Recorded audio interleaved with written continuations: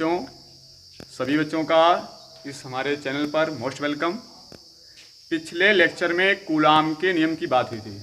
उस कूलाम के नियम से संबंधित कुछ यहाँ पर न्यूमेरिकल हम सॉल्व करेंगे और आइए देखते हैं। पहला न्यूमेरिकल हमारा है कि वायु में 30 सेंटीमीटर की दूरी पर स्थित दो छोटे आवेशित कण जिन पर आवेश क्रमशः 2 गुणा 10 घाते -7 कूलाम तथा 3 गुणा 10 घाते -7 कूलाम है, इनके बीच वैद्युत बल की गणना करनी है।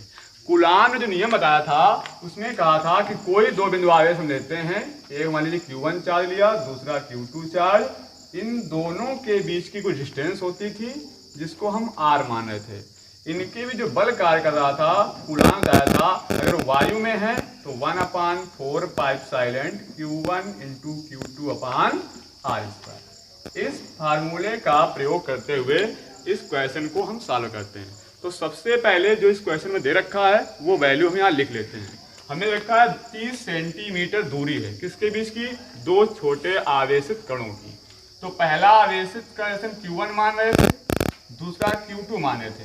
वहां हमने मान रखा था, लेकिन यहाँ पर वैल्यू हमें दे रखी है।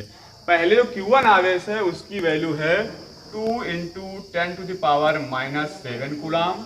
दूसरा जो हमारा Q2 चार्ज होता है उसकी वैल्यू है 3 × 10⁻⁻7 कूलाम। जो हम बीच की यहाँ डिस्टेंस R ले रहे थे वो यहाँ डिस्टेंस हो गई है 30 सेंटीमीटर। तो यहाँ से कंफर्म हो गया, ये Q1 की वैल्यू है 2 × 10⁻7 कूलाम और ये Q2 की वैल्यू है 3 × 10⁻7 कूलाम। ये डिस्टेंस R है 30 सेंटीमीटर। इसको मीटर में चेंज करेंगे क्योंकि सबको SI यूनिट में ले जाएंगे, तो ये कूलाम SI यूनिट में है, ये सेंटीमीटर मीटर चेंज करेंगे। तो हम जानते हैं कि 1 सेंटीमीटर में 10 घाते -2 मीटर होते हैं, या इसको लिख सकते हैं वैसे एक जो से एक घात कैंसिल करेंगे तो 3 × 10⁻1 मीटर। क्या हमें फाइंड करना है, बल ज्ञात करना है। बल का फार्मूला पढ़ा, F = 1/4 pipe silent Q1 × Q2/R²। Value put up करते हैं तो F = 1/4 pi epsilon. Constant value है, हमने बताया था कांस्टेंट की वैल्यू सदैव फिक्स होती है, वो है 9 × 10⁻9। तो यहाँ वैल्यू लिखेंगे 9 × 10⁻9। Q1 की वैल्यू क्या है 2 × 10⁻7 इंटू Q2 की वैल्यू क्या है 3 × 10⁻7/R²। तो R की वैल्यू है 3 × 10⁻1। इसका क्या कहते हैं, स्क्वायर करेंगे। अब इसका कैलकुलेशन करते हैं तो F = ये हो जाएगा, कैलकुलेशन का 3 6 6 9 54 54।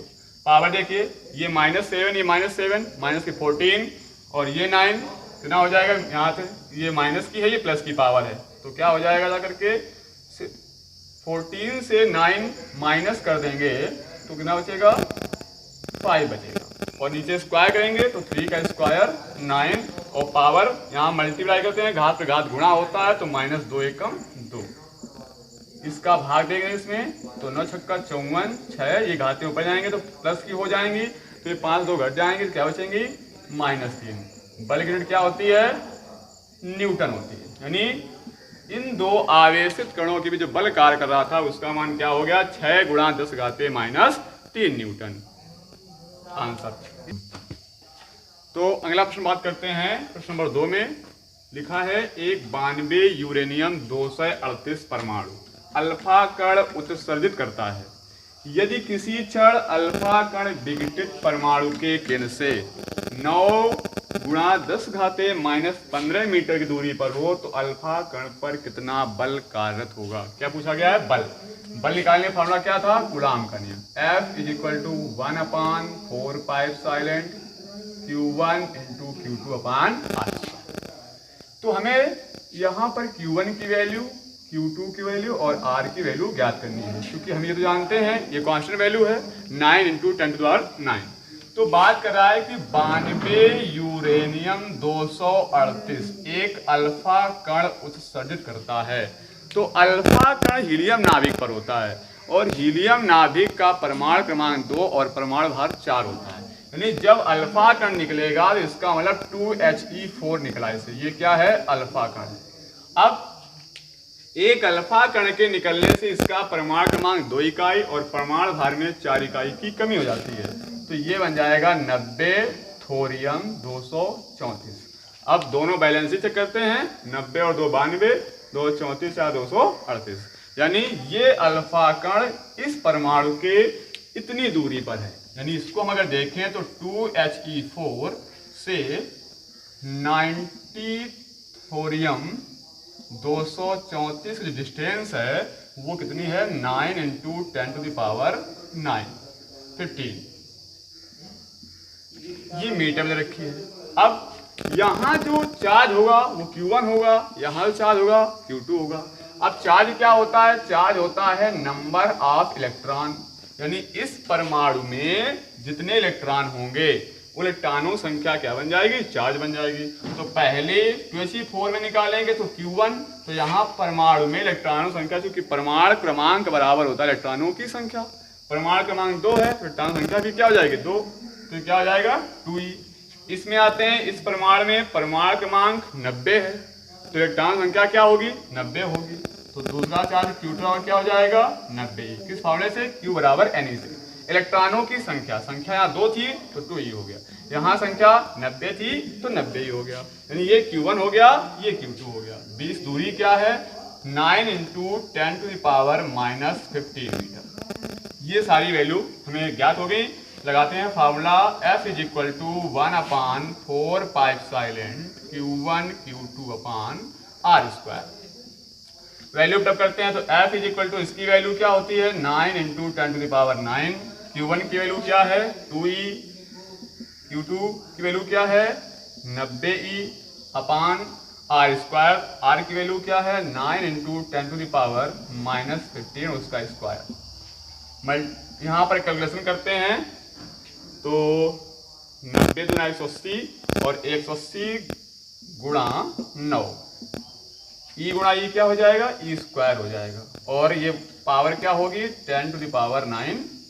नीचे आते हैं 9 का स्क्वायर करेंगे ना जाएगा 81, घात पर घात गुणा 15 दूनी 30, इसको डिवाइड करें 9 × 81 हो जाएगा, इसको भाग करें 9 दूनी 18 20। F = 20 × E²। यहाँ कर देते हैं, देख लीजिए F = 20 × E²। E की वैल्यू क्या होती है, इलेक्ट्रॉन का आवेश होता है 1.6 × 10⁻⁻19 उसका स्क्वायर, इंटू में पावर है 10⁹ और डिवाइड भी कितना है 10⁻⁻30। F = 20 × इसका स्क्वायर करेंगे 16 16 2 56, 2.56 हो जाएगा, पावर गुणा कर देंगे 19 दूनी 38, ये पावर 9 है, ये 30 ऊपर जाएगा प्लस का हो जाएगा 30 ये और 9 ये 39 बन जाएगा प्लस का।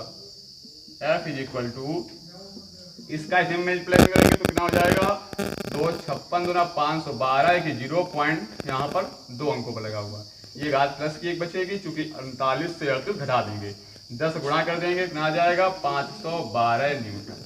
ये आ गया आपका इन दोनों आवेशों के बीच, परमाणुओं के बीच कार्य करने वाला वैद्युत